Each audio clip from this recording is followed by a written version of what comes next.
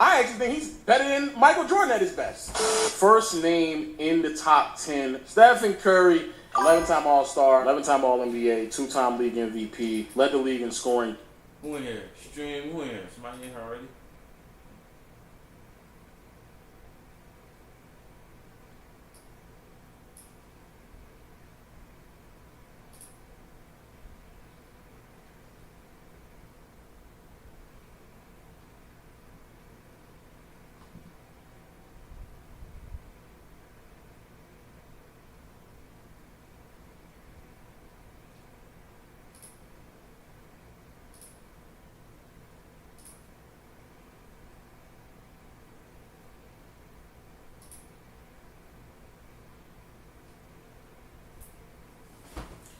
Who's this on?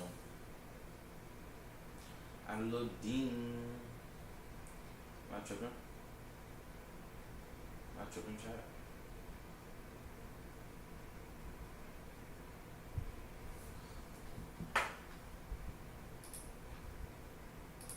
Twice, 4 championships, finals MVP, led the league in steals as well in 2016. I don't think I have to go into too much explanation. At his absolute best, Curry has really transcended the game, transformed it in ways in which many people were not aware that we could play basketball like this way. And I think that is a huge reason why, even if he doesn't have the success and overall dominance at his peak, his ability to transcend the game, the way in which he has, puts him in the top 10 for me. The other thing that I think that Curry does not get enough credit for is how much his game actually developed throughout the course of his career. Curry's game continued to transform into whatever the Warriors needed. Early on in his career, wasn't a solid defender, a bit of a liability a lot of times as well, and also his ability to create on the ball was also lacking. By the time they used to say his ankles was weak.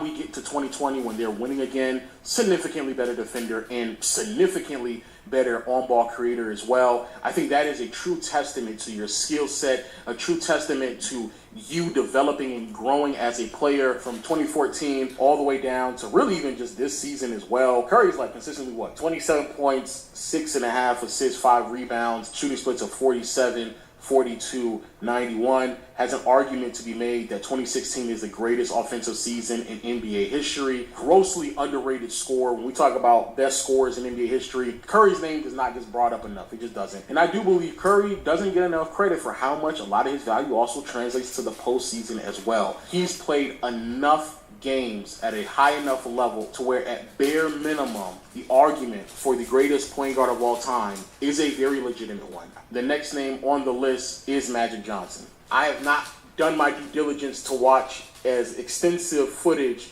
of Magic that some of you all may have. Even with his scoring limitations, the impact is like visually there. 12-time All-Star, 10-time All-NBA performer, 3-time MVP, 3-time Finals MVP. I don't think that Magic should have that first Finals MVP in 1980 just because he went crazy in Game 1, which was amazing. I still think throughout the course of the entire series, Kareem was clearly better. 2-time Steal champ, very many would argue the best passer in NBA history, transcended and transformed the NBA as we know it, especially commercially. Magic, as time progressed, became a much more aggressive scorer. As Kareem regressed and eventually retired, he continued to be aggressive in that aspect, and I do believe that was a bit of a separator, not only from Magic in contrast to a lot of other players in NBA history, but I think that's a separator from keeping the Lakers team above float on a year-to-year basis is their ability to still stay in championship status, regardless of if Kareem was there or not, or being as impactful or not. Some would argue, and someone has argued this with me, that couldn't you argue that Magic came to a situation where it was easier for him to translate more than Bird because of the team that he was on? To be fair, I think that is true. But again, I think the separator for me is that when we got to the latter part of his career, when they were asking Magic to be effectively a more dominant scorer, he's clearing 20 points per game, giving you still 13 assists, and still converting 50% of his shots. Moving into the top 8, the first one I'm going to put on the list is Hakeem Olajuwon. 12-time All-Star, 12-time All-NBA, 9 All-Defensive Teams, 2 DPOYs to his name, also got a league MVP, won 2 championships, all around. The definition. Y'all going for that? Is Hakeem better than Magic? definition of a two-way player, definition of a stat sheet stuffer. People love to talk about stats every day of the week, left and right, up and down. Bro, when it was all said and done, I want to say Hakeem was like top 20 or 15 in 4 out of the 5 major statistical categories. And the one that he didn't reach was assists. At his absolute best, Hakeem is giving you around 25 to 27 points on a night-to-night basis, giving you around 12 to 14 rebounds, 4, almost 5 blocks as well, 3 assists, and a huge reason why I believe that some of that impact may not have consistently translated over to the postseason has a lot to do with the fact that his roster was not constructed in a way to really maximize who he was. After 86, Ralph Sampson, his running mate, was injured, not the same player he once was, and we got to see a little bit of a drought in terms of playoff success. And then finally, when Rudy T came along and they put a proper offensive scheme around him, that's when you really got to see the best version of Hakeem. It was fully fleshed out. His offensive game was complete. Not the same athlete that he was early on in his career, but obviously that's what translated into 2 championship runs. Going through the postseason with this roster, to me, it cannot be stated enough. If your second best offensive weapon is either Otis Thorpe or Kenny Smith, that to me speaks volumes on the type of player that you are to carry that team to the postseason. Coming up next, we have Shaquille O'Neal, 15-time All-Star, 14-time All-NBA, 3-time All-League defender, but better defender throughout a lot of his years in the 90s, and 3-time All-Defensive Team would announce, but won 4 championships, 3 league MVPs, a very, very long prime as well. Probably another aspect to Shaq's career that people understate. He came into the NBA already playing at All-NBA level, 23, 14, and 3.5 blocks out the gate. But even if you don't want to count that, which in any normal circumstance we would, you can go from his sophomore season all the way down, I believe, to 2005. 2 of these years are questionable because he only played 50-some games, so I have no problem with like holding some of those years back. Realistically speaking, Shaq has like a 12 to 13 year stretch where he is like unbelievably great. The separator for me between Hakeem and Shaq, because they have very similar longevity, they have very similar individual success. Obviously, Hakeem being the better defender, but Shaq being a better offensive player. To me, the difference between the two is their peak. I think that Shaq just peaked at levels in which it's hard to comprehend unless you actually watch. Easily could argue he has a top 3 peak of all time. That's the separator for me, because a lot of the other things that I normally look at will be a little bit closer than what we would actually take into consideration. Up next, we have actually another center, and I know I'm going to get a lot of pushback on this, but I respect my elders, man. I really do. Bill Russell, 12-time All-Star, 4-time leading the league in rebounds, 11-time All-NBA, won 5 MVPs, and as we all know, 11 championships. In my opinion, the greatest defender the league has ever seen. Transcended the game on that side of the floor. Really changed the concepts of defense at that stage in NBA history, and provided some defensive identities and personnel and principles that we still abide by to this day. Took a team in the Boston Celtics that were not doing anything at all. They were trying to win games solely off of offense, flipped them on their head. Bill Russell transcended this defense so much so that even if they had the worst offense in the NBA, they still had the best net rating in the league. His impact is kind of hard to deny, because anytime he got hurt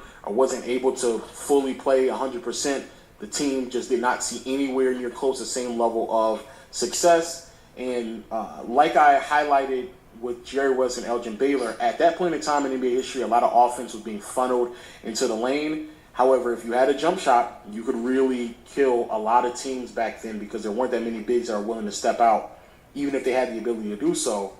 Bill Russell was one of the bigs, however, that would hedge hard and step out and guard the perimeter if need be, which really slowed down a lot of what the Lakers would do from time to time and why they were still fairly consistent. I'm pretty sure he did that during Jim Crow too. I'm sitting here thinking, when was Jim Crow? Am I retarded? Cool. Sorry.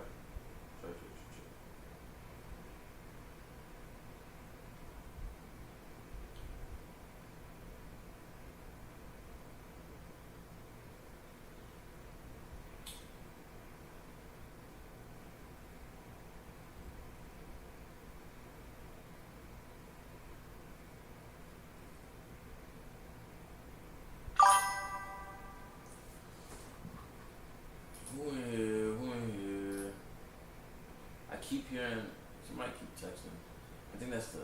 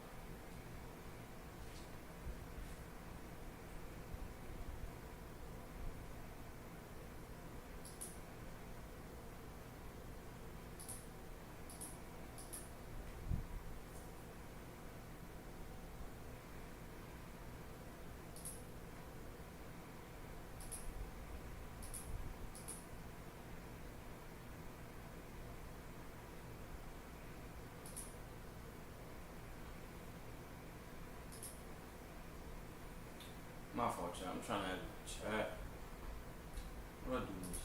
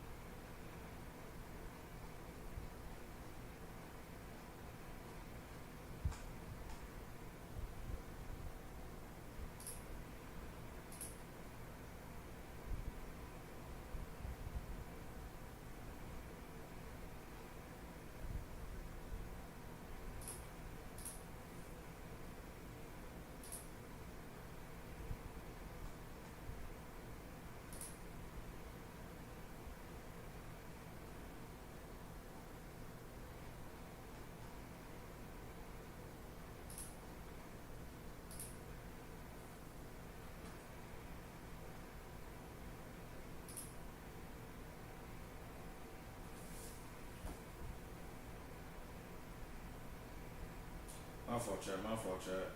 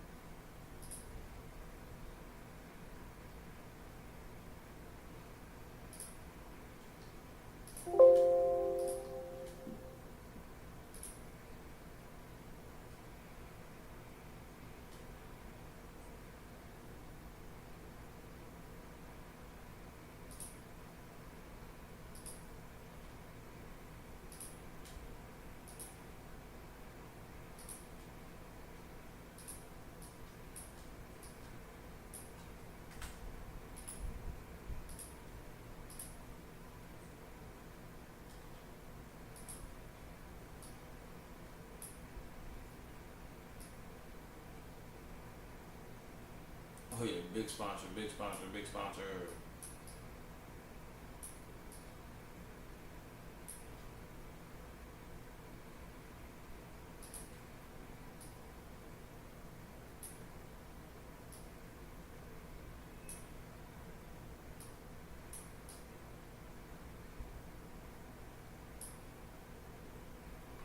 For me, HelloFresh, you get 10 free meals. Come on, come on.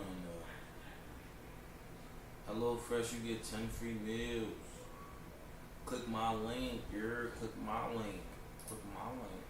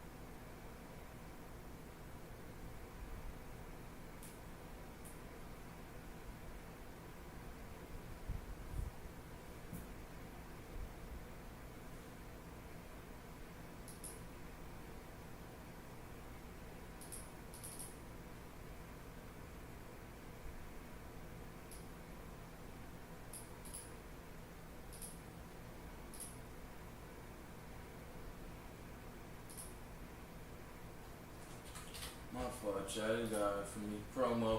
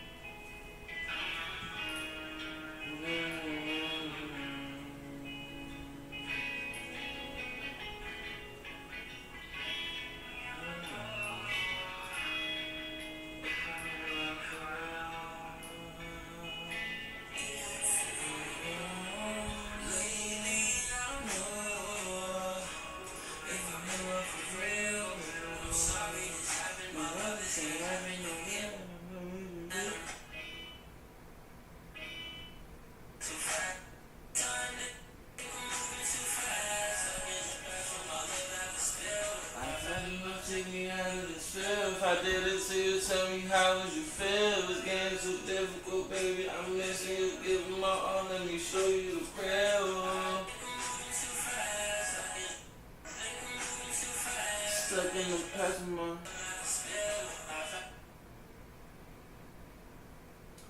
Get you some Hello Fresh. You're in your Joseph season. God told me to tell you that this. I'm gonna say it because I used to get. Make my own decision. At reaching a level of success that was hard to achieve at that point in time on that side of the floor. Offensive game, I don't sugarcoat it. Bill Russell was terrible offensively. Number 5, we have Tim Duncan, 15-time All-Star, 15-time All-NBA, 15-time... Wait, so let me see his, Tim Duncan 5.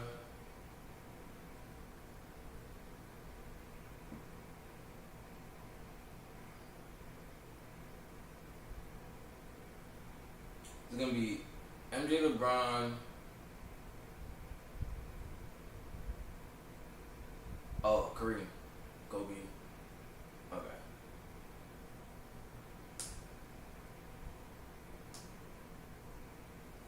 Yeah, it's gonna be Tim, Kobe, Kareem, and then I don't know who he's gonna have for MJ,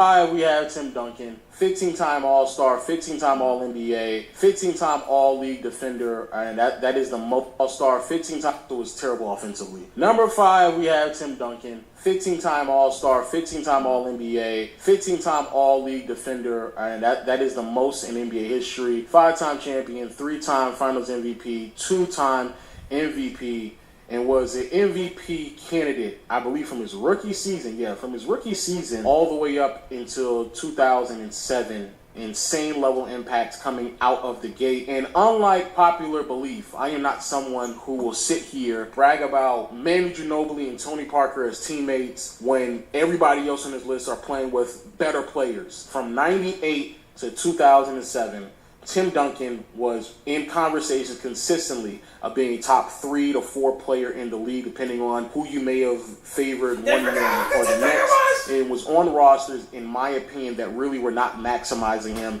that much at all in a very competitive Western Conference, arguably the toughest and most complete conference the NBA has ever seen, and still found a way to consistently make deep postseason runs. Again, within this stretch between 98 to 2007, he had already ran off 4 championships, made the finals, had never lost, and is an anchor to some of the greatest defensive teams that we've ever seen. Tim Duncan, I think the impact is pretty undeniable. I think too many people give flack to Tim Duncan because of the teams he played on and the coaches he played on. I implore everyone to go back and watch those games. You are not seeing Spurs basketball, this offensive guru in Popovich. You don't see that because Popovich wasn't that at that point in time. And the defensive scheme is just to literally filter in everyone to Tim Duncan anyway.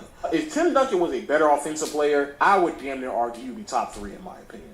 And we move on to the next player, who I feel very similar about as well, Kobe Bean Bryant. 18-time All-Star, 15-time All-NBA, 12-time All-League defense, MVP in 08, won 5 championships, 2 Finals MVP, and then the excellence, though, from Kobe, the peak of Kobe really starts in 01 and trails all the way to 2013. This is a degree of excellence that is really hard to find. From Hakeem on up, we're getting into the 12, 13-year range where niggas is really keeping a degree of excellence that's really hard to compete with. For a 13-year period, Kobe is giving you 28 points, 6 rebounds, 5 assists, shooting 45% from the field, 34% from behind the arc, and 84% from the free throw line. And probably one of the bigger things that separate Kobe, in my opinion, from Duncan, but why I kind of keep going back and forth with them, is a lot of those numbers translated over to the postseason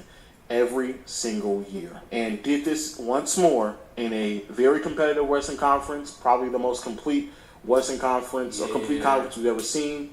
Hyper competitive, all-time great defenses you're matching up against. Some of the best offenses you're also matching up against. Kobe only one time in his postseason career matched up against a bottom 10 defense. When he had the privilege to finally match up against a bottom 10 defense, he gave that team 34, 7, and 8 on a 64% true shooting. This is why a lot of this bullshit that you niggas try to push, I don't fall for it. If a nigga is going up against top 10 defenses every single year, damn near, in the playoffs. Coming in at number 3, we have Kareem Abdul-Jabbar. Just rattling off his accolades real quick. 15-time All-Star. 15-time All-NBA, 11 All-Defensive Team. I think he should have made more. I think back in the day they didn't have All-Defense early on in his career. Yeah, they didn't. Probably I'm not trying to hear about where we're digging your run. And somewhat, and well, for me, Jordan, in contrast to really everybody, the two players that separate themselves from everyone else, the one thing that I believe is different from LeBron and Jordan, in contrast to really everybody else in NBA history, those two always had to be the best player on their teams, either the first or second best players in the NBA, for their teams to be considered championship caliber teams. They've always had to hold that responsibility. I think that is a really steep task. Kareem held that responsibility in his first stint in Milwaukee, translated to the Lakers, and a lot of that impact wavered a lot. 1 year not even making the playoffs, and really not making another deep postseason run until Magic came along. That to me is a bit what you call it. It's a bit shaky. It's a bit shaky. There are some times where I think some of you all are exaggerating on like how often this nigga run down the court and does a hook shot, but I dead ass will watch this nigga. There's times where I see him in transition. Oh, my phone died. Damn. There are times in which he will be running in transition, get the ball in transition, and do a sky hook. Yes. And that blew my mind. I was like, what? He ran in transition, immediately went in the post sky hook. I was like, nigga, what? Not a layup? That's crazy.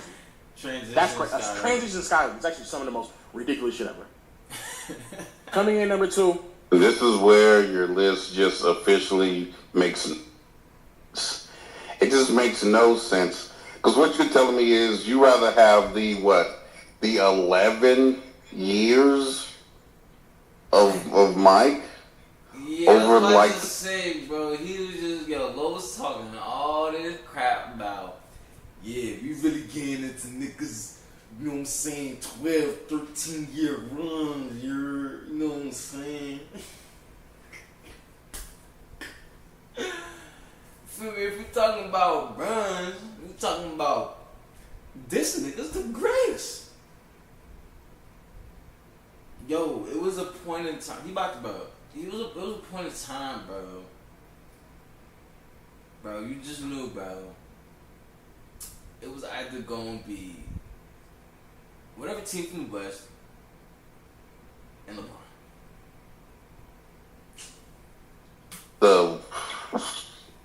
I mean, how long has LeBron been elite? Shit. Like 20. Let's see what bullshit Lo comes up with to justify this. Go ahead. What Real Talk said is true. It does become significantly more difficult to avoid the reality that LeBron should be the GOAT, especially through my criteria. He is racking up the years. Like, sincerely, he is racking up these years. 21 All-NBA seasons? That's crazy. 6-time All-League defender. At his best defensively. But yo, he been in the league 22 seasons. I actually think he's better than Michael Jordan at his best. You know, MVPs, bro, MJ, LeBron, and Kareem could have ran off dead ass like 10 plus MVPs, like on some real shit. It really, they could have won an MVP every single year in the decade in which they dominated on some real shit. They genuinely matter. I think LeBron was arguably, at worst, when obviously when he was playing, was the second or third best player in the NBA. He really averaged 30 points in 2022. From LeBron is crazy. 2008 to 2020. It's a long ass time LeBron is piecing together just clearly one of the top 3 players in the NBA. And it took the ascension of Giannis to make it questionable around 18, 19, and 20, and obviously Kobe's peaking in 7, 8, 9, like around that point in time as well. Like that's what it took to like prevent those things from happening. The one thing, however, that always stops me from saying LeBron is over Mike, it's that when LeBron was at his best, his offensive game still did not translate as much as I thought it did back when I was watching. But when I rewatch it, bro, there is a lot of jump shot shooting that is not translating and playmaking that also is not translating. I'm sorry to tell y'all that, but it's just not. It's not. But 2012, 2013, 2015, those stretches of LeBron, it's just not. And by the time we get to 17, 18, 19 onward, where his offensive game is way more well-defined, and that is the best offensive version of LeBron, he no longer is the same defender that he used to be either. Fuck 2011, even though I do believe that, obviously, that should go against him in some capacity. But the reason why the 2011 finals went the way that it did is because of how unpolished his offensive game was that deep into his career. And it effectively damn near stayed that way up until 2014. If we're being honest with ourselves. That's what I want to say. That is always my hang up on LeBron. That even at his absolute best, bro, it's hard for me to look at that and be like, bro, and to know that his deficiency at his absolute best was a major contributing factor to why they ended up losing in 2011. It's, bro. I don't think there's a single year, unless we're talking about the Wizards years, there's not a single year where Jordan is not the best player on his team. He does not. He just doesn't. At Jordan's absolute best, which in my opinion is between 1990 to 93. Nah, this nigga Jordan is wild. He was really averaging 30, like.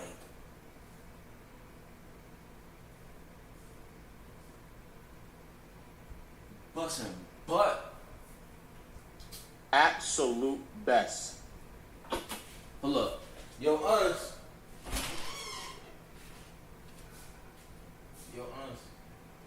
Is Kobe a top 5 player on time?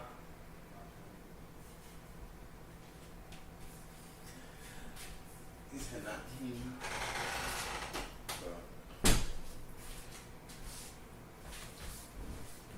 shit, I want to cook. I'm hungry as fuck too. I'm not gonna lie. Two-way impact, scoring out the fucking wazoo, crazy efficiency as well. And then we go into the postseason, and not only is this shit translating, somehow this nigga is shooting just as well. He's a better shooter than LeBron at his best as well. He's a better shooter. Definitively. Free throw, clearly a better mid-range shooter as well. And I'll be honest, these threes that Jordan is taking are booty butt naked open threes. But then the other thing is, and though I think LeBron was still a better playmaker, when I rewatch a lot of these games, it's not a shorter line, my nigga. I'm not an idiot. But also, I think that people undervalue Jordan's playmaking. And passer. I want to make a hot take that I hopefully don't think is that much of a hot take. There is a very legitimate argument that Jordan was the best playmaker in the 90s. The amount of times teams are legitimately committing 2 to 3 players on this nigga and he's not even a big, it is crazy. The amount of time they are just willingly double teaming this nigga, it is outrageous.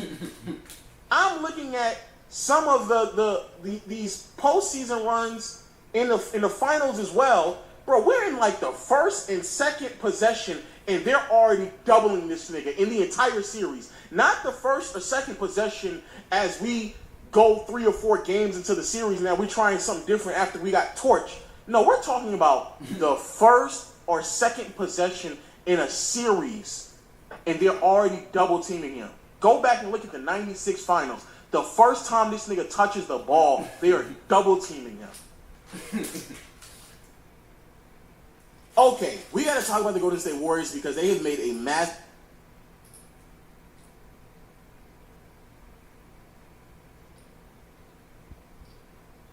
Not my Warriors. No, I watched this later. Not my Warriors. Not my Warriors. This past weekend, after Hulk Hogan died, a lot of people flocked to the internet to give their thoughts, opinions, and views on it, and very few gave their condolences. One of those few was gym cop Joey Swole, and his tribute to Hulk Hogan did not go the best. Joey Swole rose to internet ranks for being what people call a gym cop. You know, he looks at gym videos that he gets on the internet sent to him or that he discovers and gives criticisms and critiques about people that do these certain things. I was that drink out on rappers' eyes. They said that wasn't. Of all the videos I do, the ones that piss me off the most are seeing people disrespect the custodians and janitors in the gym. I can't stand when someone thinks that just because someone is cleaning, that you're better than them and you can treat them this way.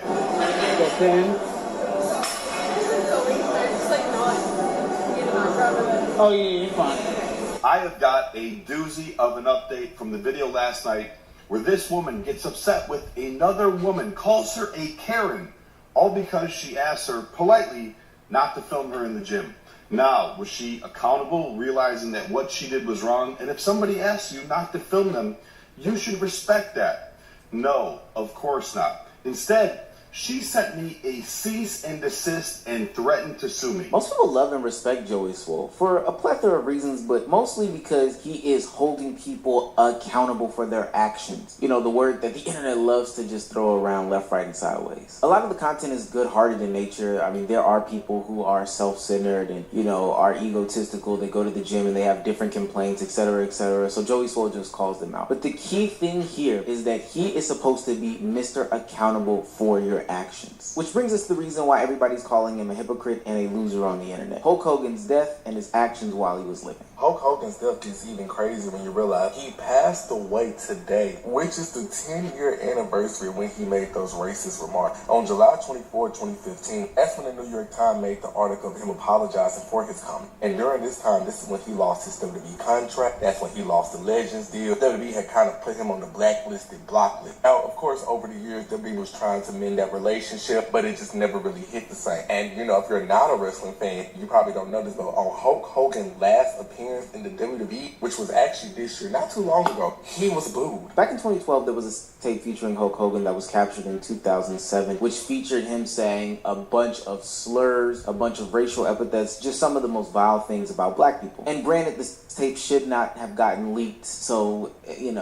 we shouldn't have seen the Hulkamania running wild on any woman. But the thing that a lot of the community took away from it at large was that, man, Hulk Hogan is a racist. By the way, I'm going to mention more racial incidents featuring Hulk Hogan, and I'm going to say that he used the N-word. But I don't want people to think that he used the word ending in A.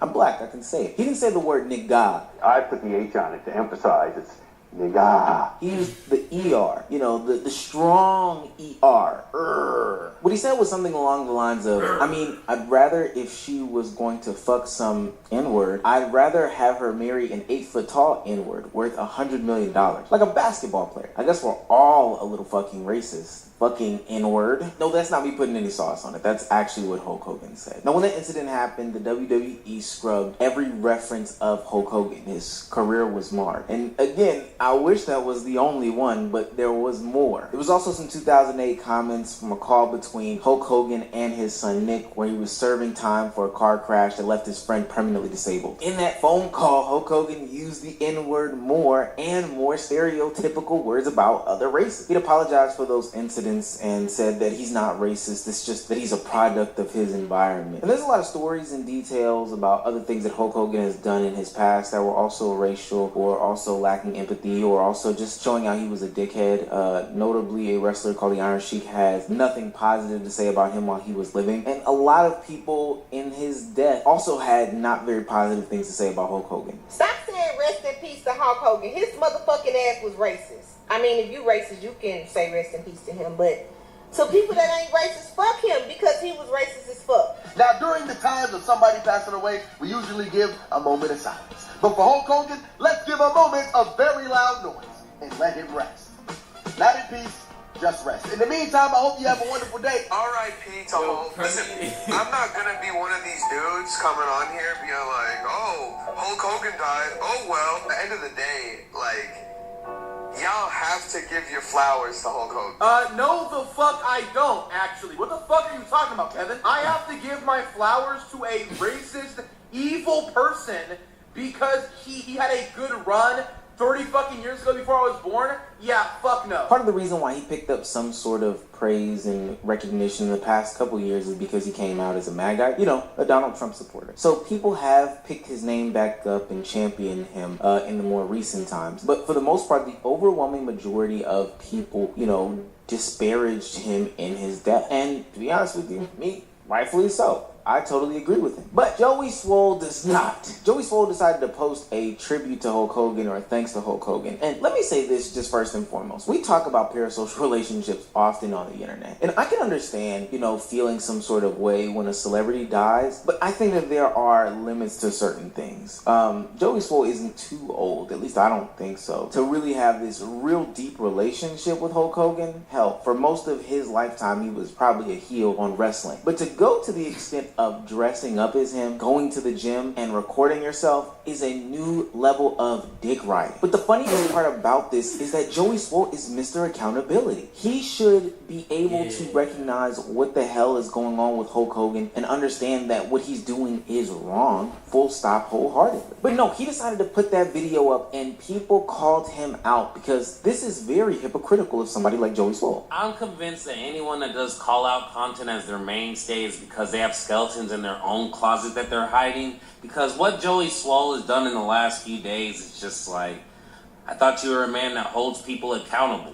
But to a lot of white people, being racist is just a little thing. The same thing as making a wrong turn. It's just tiny. Why would you completely cancel someone for just being racist? Meanwhile, this man has a whole platform when he typically calls out minorities or women more than he does white people. When you start to see the underlying tones with Joey Swole, you get why he sticks up for someone like Hulk Hogan. I honestly agree with that video. People that do 100% call out culture tend to be hypocritical or pick and choose what they do or do not call out. And sure, you can make the excuse that, hey, they can't cover everything all the time. But it's very interesting what these people choose to call out and what they choose not to call out and specifically ignore. And people have been clocking Joey Swole's teeth. They say that he only selects minorities and women. They say that he lets racist comments in his own comment section slide. They say things like he's short.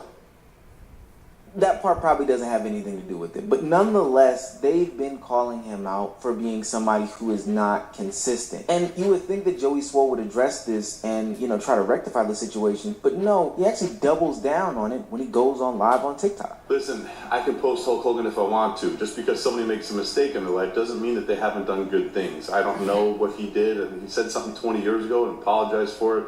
If you're going to attack me, you better go after the colored athletes and the people that are black and minority that went and posted him as well. Okay, the man was nice to me. He made a mistake.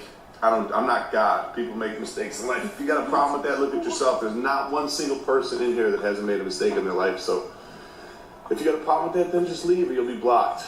Yo, I'm not gonna lie to y'all. Outward racism like that is so insane. A couple things to pick apart here. Joey Swole saying he doesn't know what he did, as if this isn't a Google search away, is insane. As I search Hulk Hogan today, all the top news is about how he's had a marred career post WWE time because of the racial. I'm saying he just did something. You know what I'm saying?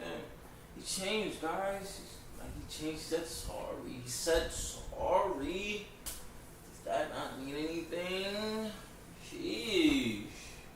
That he's put out. Again, Joey Swole isn't old enough to know like Hulk Hogan from like the early days of the WWE, WWF, but also he is not young enough to where he wasn't around when he was talking about his young daughter sleeping with 8-foot tall black men. You know, then Joey Swole can't fool anybody. He can do a 10-page TikTok deep dive on somebody in the gym that's supposed to be labeled as a Karen, and he can do multiple follow-ups after follow-ups with lawsuits, etc., etc. But now all of a sudden his fingers and hands can't work for Hulk Hogan? Get the fuck out of here. And then the biggest elephant in the room. Colored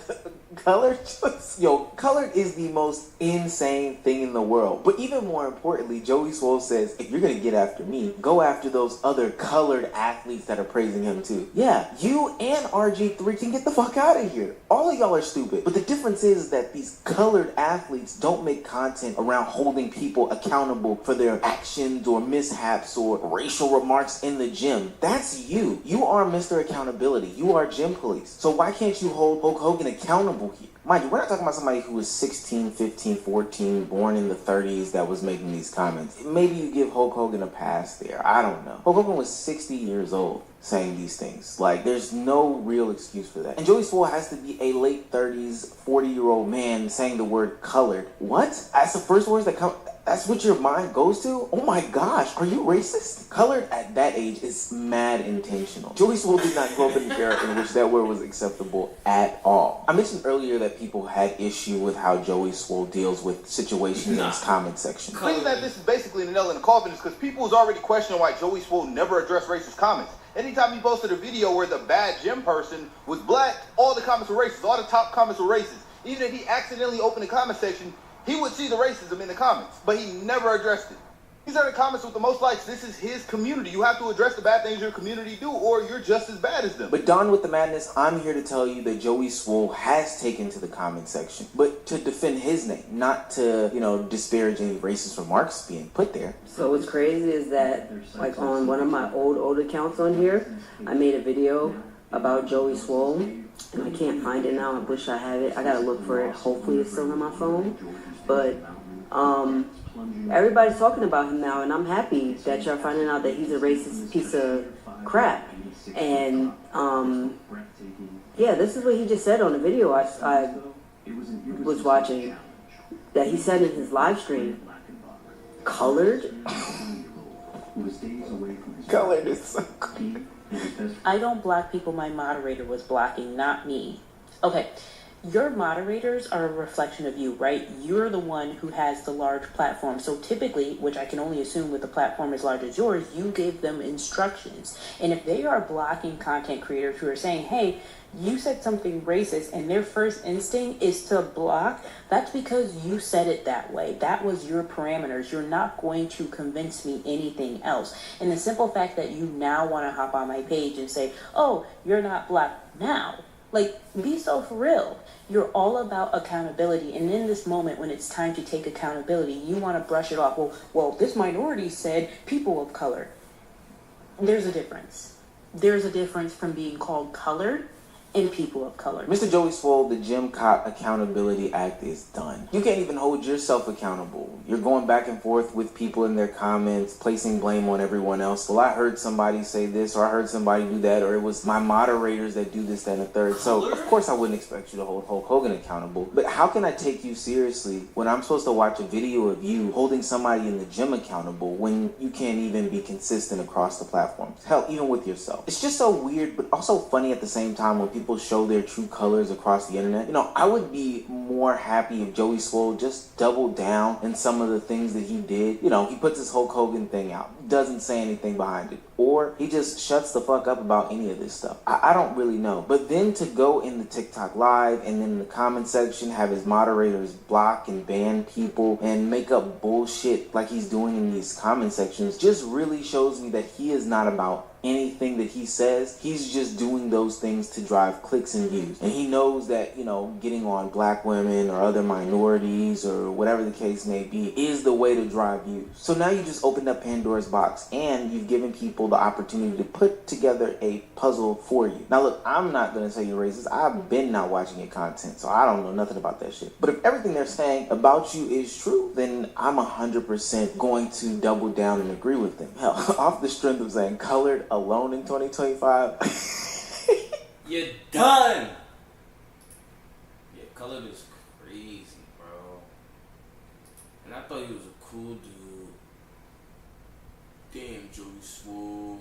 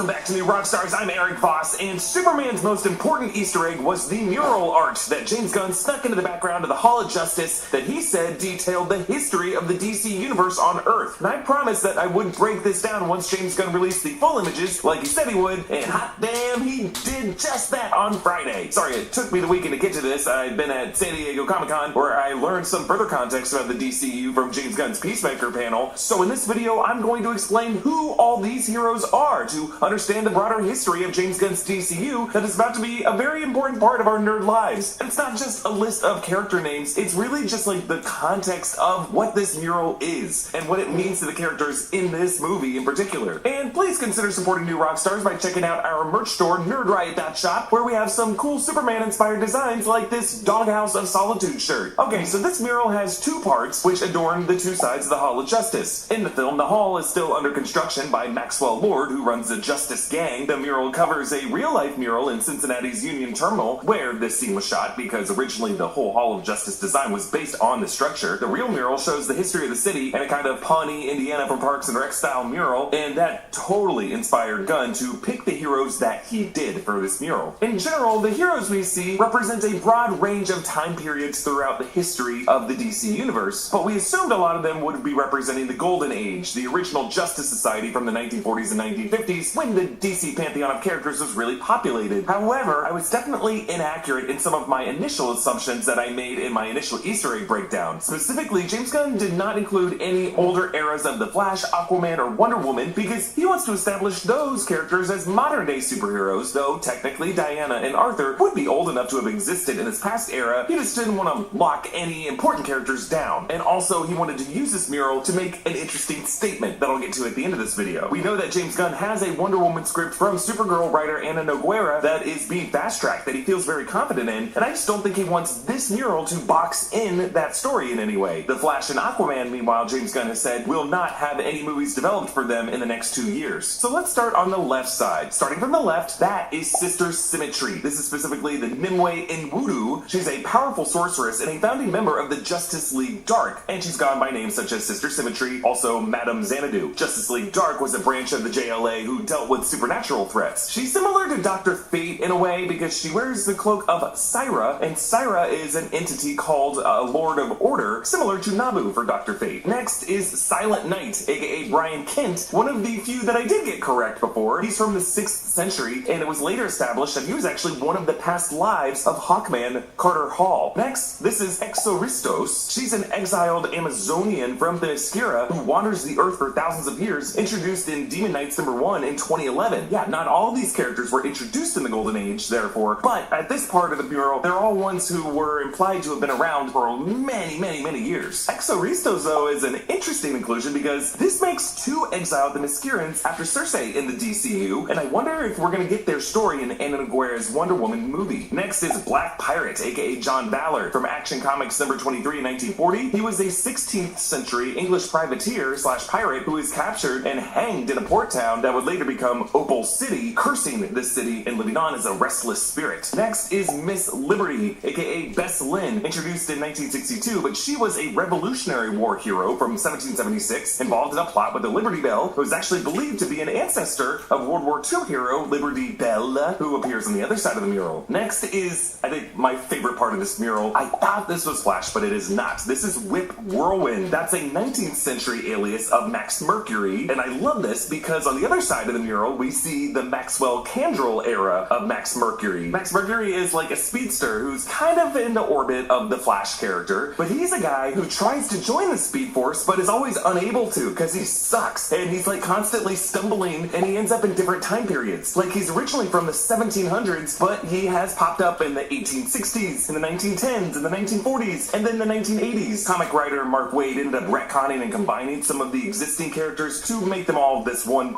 up speedster. I just love that James Gunn put different eras of him on both sides of the mural. Like on the left, he's readying into a sprint, and then on the right, he's dashing across, because it suggests that this guy interacted with all of these heroes in whatever era of time they existed. Or it could also be a reflection of whoever commissioned this mural in this universe, Maxwell Lord, might have been confused as to whether they were the same guy or different speedsters in time. Either way, it's very fun and very hilarious. Before we continue with today's video, we wanted to take a quick moment to talk about today's sponsor, BetterHelp. To be real with you all for a second, making YouTube videos for a living weighs on me more heavily than I can really handle a lot of the time. Unlike a lot of jobs out there, my good days and my bad days are worn on my face. They're hurt in the description to get 10% off your first month and start taking care of your mental health today. Next, we see Super Chief, aka Flying Stag, who was an Iroquois warrior from pre-Columbian America empowered by the Manitou Stone, which was an amulet formed by a meteor. Next, we see El Diablo, aka Lazarus Lane. He was a masked avenger from the Old West in the 19th century. This mural includes bolts of lightning over Super Chief, El Diablo, and the guy to the right, for a fun reason I'll get to in a second. But in the case of El Diablo, it was a bolt of lightning that hit Lazarus Lane in the chest that put him in a coma until an Apache friend named Wise Owl helped revive him. That's kind of why he's called Lazarus Lane, because he resurrects. Bringing us to another really fun poll by James Gunn, Hugo Danner. So Hugo Danner was actually a rumored inspiration to Joe Shuster and Jerry Siegel for the Superman character. He was a superpowered strongman from Philip Wiley's 1930 novel called Gladiator, but Hugo Danner later had a brief appearance in DC Comics in Young All-Stars in the late 80s. He died at the end of the book Gladiator by getting struck by lightning, thus the lightning behind him. Next is Ghost of Flanders, aka Rip Graves, a World War II superhero who is supposedly someone who had died during the Battle of Marne in the First World War, but he excavated a base beneath the tomb of the unknown soldier and he uses a red poppy as his trademark to commemorate the Second Battle of Ypres on Flanders Fields, and you can see the tomb of the unknown soldier behind him and also some World War I biplanes overhead. Next, Sandman, aka Wesley Dodds. This is the first version of the DC Sandman introduced in the Golden Age when he was wearing a green business suit, the fedora, and the World War I gas mask. This Sandman used a gun emitting a sleeping gas to sedate criminals. This would be before Neil Gaiman's version of Sandman that you might know better. Then Amazing Man, aka Will Everett. He was an Olympian from the 1936 Games in Berlin turned janitor who ends up getting hit by an explosion from a criminal named Ultra Humanite, and he gains the power to copy the properties of whatever he touches. Like, if you were to touch steel, he would become steel. His grandsons end up later taking on the name as well. So literally we are seeing a progression of time from several thousands and hundreds of years in the past to where we are now, from World War I going into the time between the world wars, which brings us now to the furthest on the side over here, Zatara the Magician, aka Giovanni Zatara. He's on the very far right because he showed up all the way back in Action Comics #1 in 1938. Yeah, the very first Superman comic book, making him one of DC's oldest characters. He's a reported descendant of Leonardo da Vinci. He's a stage magician who gains the ability to use real magic. So now we move on to the other side. So we're going from left to right, and now we're moving closer to the modern era. On the far left of this side is, who we mentioned before, Liberty Bell, aka Libby Lawrence, who's a World War II era superhero whose powers would activate when a museum watchman named Paul Revere would ding the Liberty Bell in Philadelphia, and that would activate her powers. She would be a founding member and a chairwoman of All-Star Squadron, and dashing past her, again, that's Max Mercury, the Maxwell Candrel era from the 1940s, whom I mentioned earlier, and then gracefully flying on either side of them with a World War II battleship behind them and some World War II bombers overhead, that's Bullet Man, Jim Barr, and his girlfriend Bullet Girl, Susan Kent. They were from the Fawcett Comics 40s era along with the Captain Marvel family. They wear bullet-shaped gravity regulator helmets that allow them to fly and deflect bullets. Then to the right is another duo, TNT, who is the chemistry teacher named Thomas N, or Tex Thomas, and his student Daniel Dunbar, aka Dan the Dynamite. They were from the early 40s as well. They get charged with atomic energy, Thomas with positive energy, Dan with negative energy. Thomas makes rings to keep the energy dormant until the rings touch, at which point their powers activate. TNT generates heat, Dan generates electricity. To the right of them is Phantom Lady, aka Sandra Knight. She uses a black light projector to make herself invisible. Her skimpy costume was later explained to be a deliberate tactic to distract the men she was fighting. Behind her is the U.S. Capitol building because she was the daughter of a U.S. senator. Then, maybe the craziest one of these, Atomic Knight, aka Gardner Grail. So the ruined city behind him is a reference to the Atomic Knights actually coming from the 60s Strange Adventure comics, where they projected into the future there would be a hydrogen war of 1986. Again, this was written in the 60s, so they were like, 26 years in the future, everything's gonna die. Some kind of hydrogen war devastated the country, and then there's a tyrant named the Black Baron who rules the Midwestern United States, or the ruins of it. So that guy's opposed by this guy, Gardner Grail, Atomic Knight, and his other Atomic Knights. He wears energy-resistant armor. Now, for this to have actually happened in the 60s or the 80s of the DCU is just so wild to consider. Now, Gunn has said that there's no New York City in his fictional DCU, so maybe some of these American cities got nukes, or maybe there's some fictional country or some place in the DCU that suffered some devastating nuclear attack or some nuclear incident and that had to get quarantined off. I have asked James Gunn about this on Threads. I am awaiting his reply. Now, next is Freedom Beast, aka Dominic Madawe. He's an activist who fought apartheid in South Africa. He drinks an elixir that gives him powers, and he wears an ancient helmet that allows him to communicate with animals and merge them to form chimeras. That could be why we see the leopard, or I assume it's a cheetah, in front of him. If you watch Titans on HBO, this character was actually played by Nyambi Nyambi. Then, Wildcat, aka Ted Grant. This is another one of the few that I got correct before. He's a longtime member of the Justice Society of America, with a longevity that's been justified as coming from a magic spell that gives him 9 lives, aka the Cat, part of his moniker. He is a boxer, that's the boxing ring behind him and the punching bag that he's currently hitting. Then, I love this guy, Vibe, aka Paco Ramon. I definitely got this guy wrong before, but this is actually Vibe, who's an 80s breakdancer from Detroit who can project some sonic shockwaves from his dancing. He would also become part of the new JLA. Then,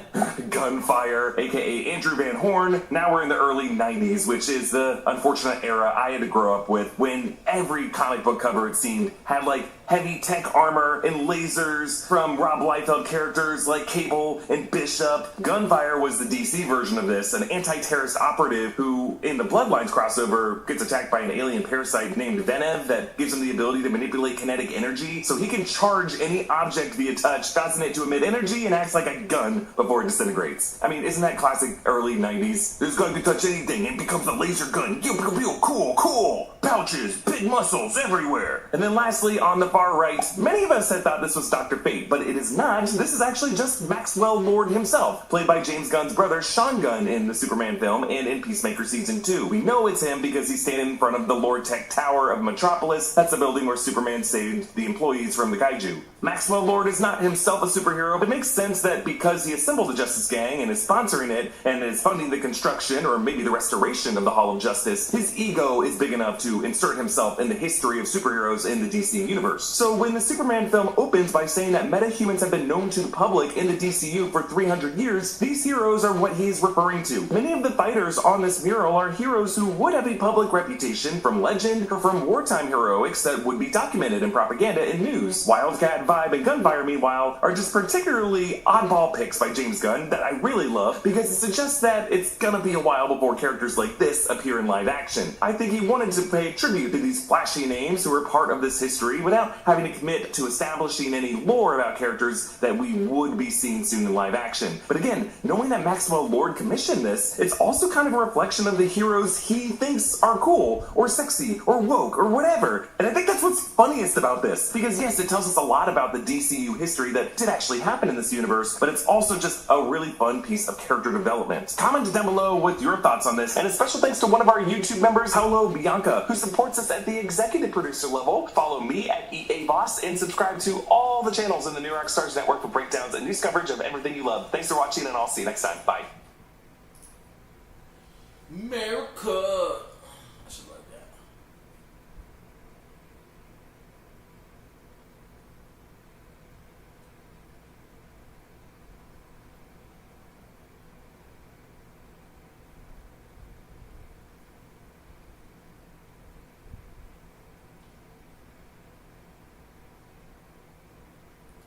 Crack burger. Could you use up to $750? Find it at BioLife. Up to $750 is waiting for you. Just donate. Slightly more than a year ago, we made the crack burger that had been viral on the internet at the time. And we all thought it was pretty good. But what we're making today, we're calling Crack Burger 2.0, and this, we're pretty sure, will kick the shit out of that one.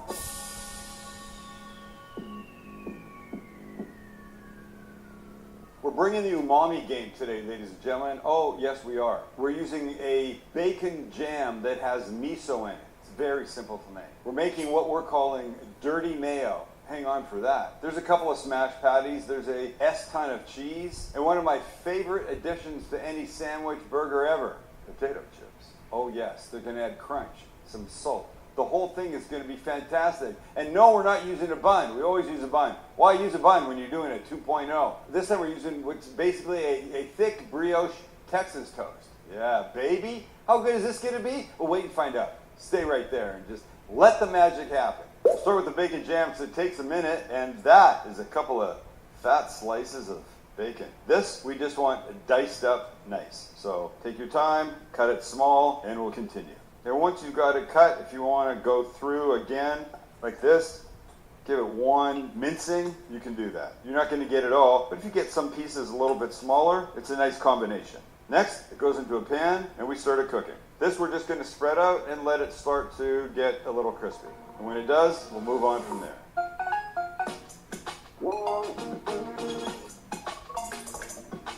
All right, I'm going to take out most of this grease because I don't really need it. Back it goes with some diced red onion. And we give that a couple of minutes to start softening. Next in, a little brown sugar, some white miso paste, and a little splash of apple cider vinegar. And we mix. And we'll just let this bubble away for a couple minutes and then take it off the heat. Oh, wow. Miso. So great. Well, that's perfect. It's dirty mayo time. We begin with some mayo, a little sriracha, a little Dijon. And you know what's going to make this dirty, boys? Pickle brine. A dirty martini has olive juice in it. Our dirty mayo will have pickle juice. Just try not to spill it everywhere like I did. And we mix. Oh, hell yes. Let's get our bread ready. So here's our beautiful bread. Absolutely gorgeous, isn't it? And I love the brioche component. But we got to make something to go on it. So here's what we're doing. That's butter. You could recognize that. That's garlic paste. And this is grated Parmesan. And these we will mix together. Great. Here's what we're going to do. We're going to take some shredded fontina cheese. Spread it out as a base. We follow up with a piece of American. I didn't need to say cheese, did I? American cheese, pepper jack cheese, and one more lacing of our fontina. Well, it could be anything. But something nice and melty would be ideal. Monterey Jack would be good. You want to go smoke Gouda? Go smoke Gouda. I always tell you, we're just here as a guide. What you end up doing is all you.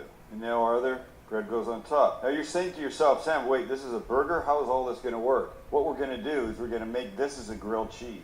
Open it up and put our cooked patties and our bacon jam and chips inside of that. So this is ready. I say we can head over to the flat top and start everything a-happening. Well, here we go. I've got my butter. Let's just get the top of this done, and we can put it face down, like that. And when it's brown, crispy, and gorgeous, we butter the top, flip it, and then put the patties on. We get ready to flip, now we can butter. I read a recipe once for making grilled cheese. They said, butter your bread, put it butter side, face down on the counter, then build it. And I thought, why would you put your butter face down on the counter? Butter it when it's here. All right, let's give this kid a flip.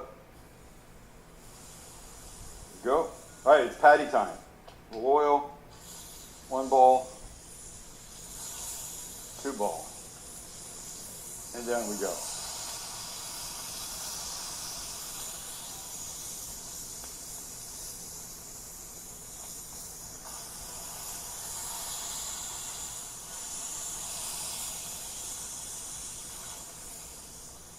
We haven't seasoned these guys yet. They're thin, so just one side. All right, grilled cheese is ready to come off. Grilled cheese. Grilled cheese. Grilled. These guys are almost ready to flip. So let's do it.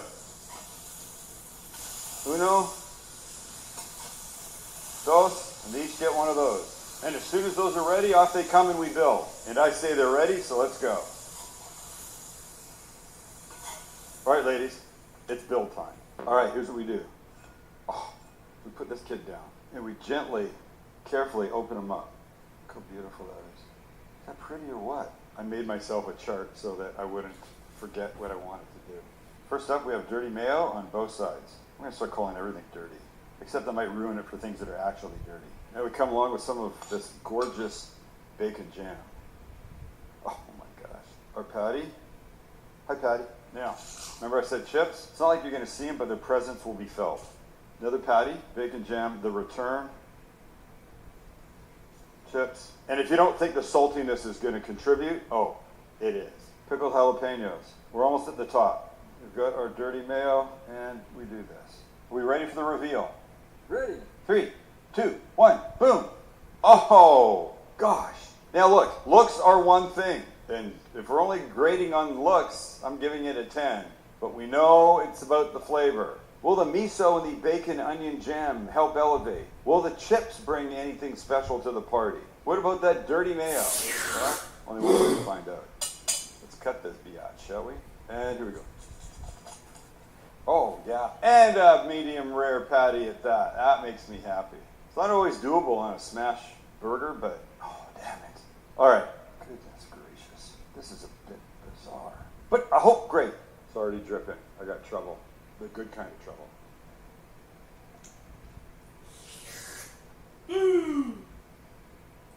It's an umami bomb. I'm getting sweet from the brown sugar with the bacon, savory from the dirty mayo. The jalapenos are bringing a little heat. It's got every category covered. Every taste that you could want is covered in here.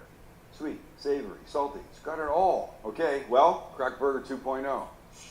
What's not to love? If you think you would love this, it's worthy of a hit the subscribe button, isn't it? And let us know what you want to see us make, because we want to make what you want. I gotta go.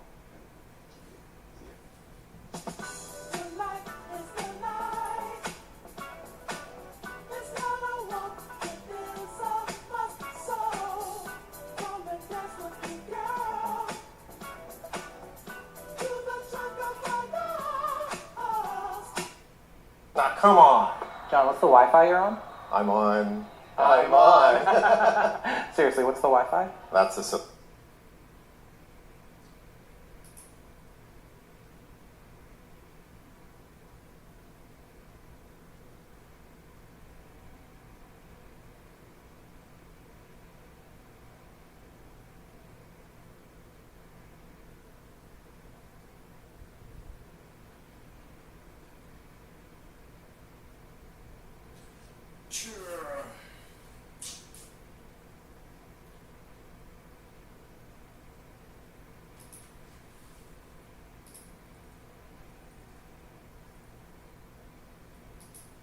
Let me show you how to make some incredible Dave-style hot chicken tenders. Dave sauce, submerge them chicken tenders with buttermilk like it's clockwork, add a splash of hot sauce, and Dave's buttermilk mixture has a yellow tint, so I'm going to add some mustard, crack in a chicken little, then we'll do paprika, chili, and garlic powder. Just get in there and make sure it's mixed with love, and then we marinate until we lose patience. Our dry batter is going to be a mixture of flour and starch, knowing the same seasonings as the buttermilk. Then if you're new here, we're going to toss the chicken into the dry batter, then just dip it back into the wet, and then one last time into the dry. And so you don't forget that is wet, dry, wet, dry. And for the sake of accuracy, I believe that Dave's only does one dredge. Now we drop them into oil, set at 360. Just keep in mind tenders only 5 to 6 minutes. To dust these, we need some paprika, garlic, chipotle, chili powder, sazon, and some brown sugar. If you want it to be spicy, add as much cayenne pepper as you want. The last part is to quickly dunk them back into the oil, and then you want to generously cover every crevice with that seasoning mix. Big dunk in Dave sauce, and as always, now. Don't be disrespecting Dave's because they do hit. Let me show you how to make some incredible Dave-style hot chicken tenders. Dave sauce, submerge them chicken tenders with butter. Let's make an Oklahoma onion smash burger.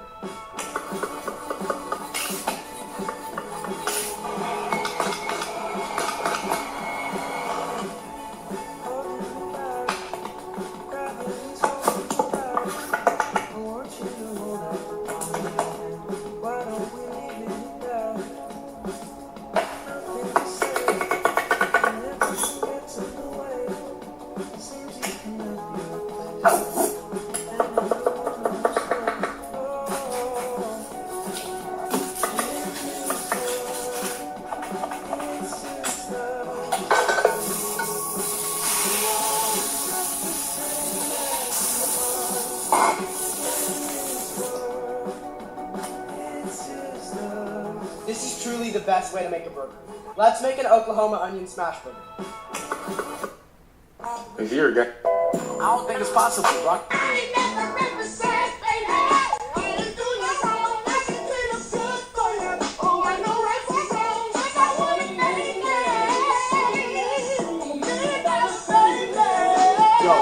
gotta chill, man.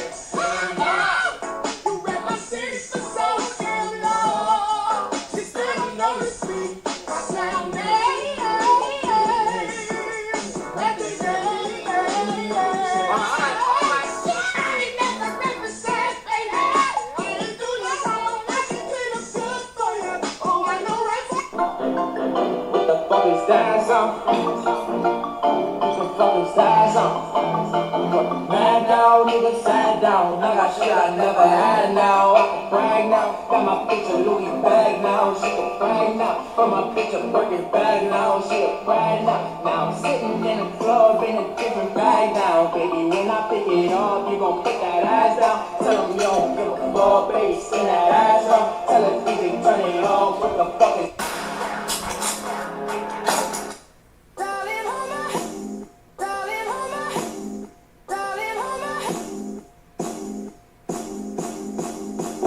Fucking bum ass nigga. You don't like the dance? Come on, do the cha-cha. Shorty Spanish, so she like to go me. You don't like the dance? Come on, do the cha-cha. Shorty Spanish, so she like to go me. You don't like the dance? Come on, do the cha-cha.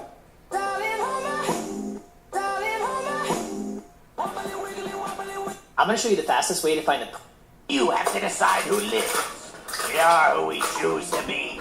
So go ahead, hero. Make your decision. I'll let you drop them both. Wait, what? Sorry, I don't think I was clear. You still have time to save one of them. No, I get it. You were clear. It's just I'm fine with letting them both drop. I think he's confused. You're acting like you don't want to save them. Well, yeah, I don't. In fact, I want to watch them fall. What? I want to see them hit the water. Well, wait, you're not joking. This isn't like you at all. Oh, yeah? Well, what if this is the real me? What if I'm sick of giving up everything trying to save these people, only to be unappreciated? What if I just want to sit back and let this ungrateful city eat itself alive so that everyone can realize just how much they needed me? You asked me to choose, Goblin? Well, I choose chaos. What, you're crazier than I am. I don't even want to drop them anymore. Wait, hold on. I want to make it more interesting. Hey, buddy, what's your name? Luther? Oh, got it. Okay, I'll drop Luther the same time you drop them. What? You have to decide who lives. We are who we choose to be. So go ahead.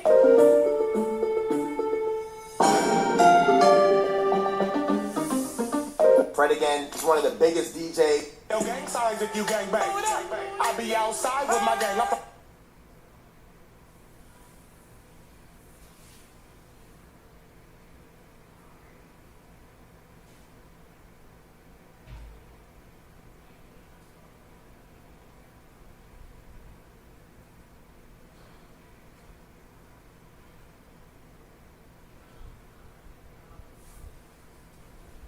Nah, these food niggas is crazy.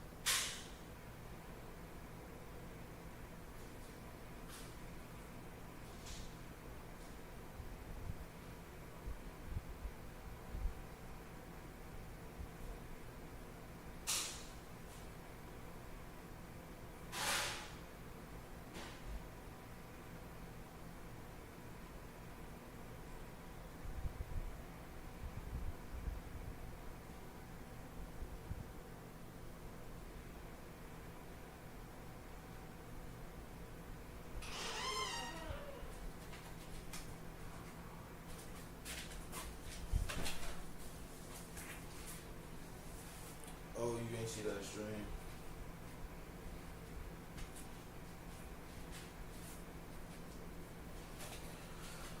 Oh shoot, I gotta get back here. We're trying to do this enough for y'all.